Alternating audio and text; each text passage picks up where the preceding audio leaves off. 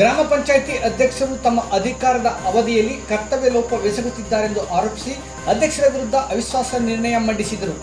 ಬೆಂಗಳೂರು ದಕ್ಷಿಣ ಜಿಲ್ಲೆ ಚನ್ನಪಟ್ಟಣ ತಾಲೂಕಿನ ಪ್ರತಿಷ್ಠಿತ ಅಕ್ಕೂರು ಗ್ರಾಮ ಪಂಚಾಯಿತಿಯಲ್ಲಿಯೇ ಅವಿಶ್ವಾಸ ನಿರ್ಣಯ ಮಂಡನೆಗೆ ಸಾಕ್ಷಿಯಾಯಿತು. 2.5 ವರ್ಷಗಳ ಅವಧಿಗೆ ಪರಿಶಿಷ್ಟ ಜಾತಿ ಮೀಸಲಿನಿಂದ ಅಧ್ಯಕ್ಷರಾಗಿದ್ದ ರತ್ನಮ್ಮರವರು ತಮ್ಮ ಅವಧಿಯಲ್ಲಿ ಸದಸ್ಯರ ಸಹಮತ ಪಡೆಯದೆ ತಮ್ಮ ಅಧಿಕಾರದ ದುರುಪಯೋಗ ಹಾಗೂ ಪಂಚಾಯಿತಿಯ ಅವ್ಯವಸ್ಥೆಗೆ ಕಾರಣರಾಗಿದ್ದಾರೆಂದು ಸದಸ್ಯರು ಆರೋಪಿಸಿದ್ದರು.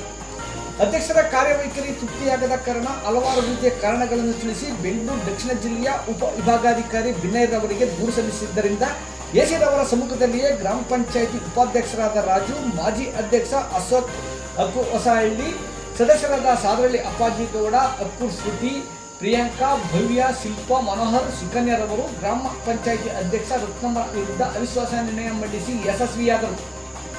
ಈ ಸಂದರ್ಭದಲ್ಲಿ ಕಾಂಗ್ರೆಸ್ ಪಕ್ಷದ ಹಿರಿಯ ಮುಖಂಡ ಪುಟ್ಟರಾಜು, ನಿಂಗೇಗೌಡ, ಡೈರಿ ಕೃಷ್ಣಪ್ಪ, ಯದುನಂದನ್, ಪೋಲ್ಟ್ರಿ ಕೃಷ್ಣಪ್ಪ, ರಮೇಶ್ ಹಾಗೂ ಹಲವಾರು ಮಂದಿ ಹಾಜರಿದ್ದರು.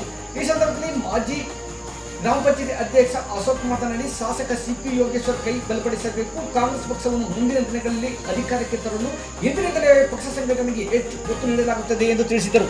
ಬಂಧುಗಳೇ, ಅಕ್ಕೂರು ಗ್ರಾಮ ಪಂಚಾಯಿತಿ ಮೊದಲಿನಿಂದ ಇಲ್ಲಿಯ ತನಕ ಕಾಂಗ್ರೆಸ್ ಪಕ್ಷದ ಬೆಂಬಲಿತ ಅಭ್ಯರ್ಥಿಗಳೇ ಅತ್ಯಧಿಕವಾಗಿ ಗೆದ್ದು ಇಲ್ಲಿ ಚುನಾವಣೆಯೊಳಗೆ ಗೆಲ್ತಾ ಬರ್ತಾಯಿದ್ರು.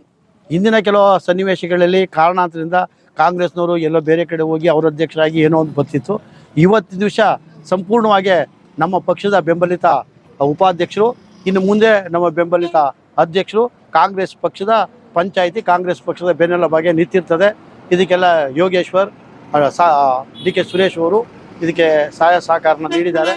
ಅವರ ಬೆಂಬಲಿತವಾಗಿ ಇವರೆಲ್ಲ ಮುಂದಿನ ದಿನ ರಾಜಕಾರಣ ಮಾಡ್ತಾರೆ ಅಂತ ತಮ್ಮ ಮುಂದೆ ಹೇಳೋದಕ್ಕೆ ಇಷ್ಟಪಡ್ತೀನಿ. ಎಲ್ರಿಗೂ ಕೃತಜ್ಞತೆ ಸಲ್ಲಿಸ್ತಾ ಇದ್ದೀನಿ.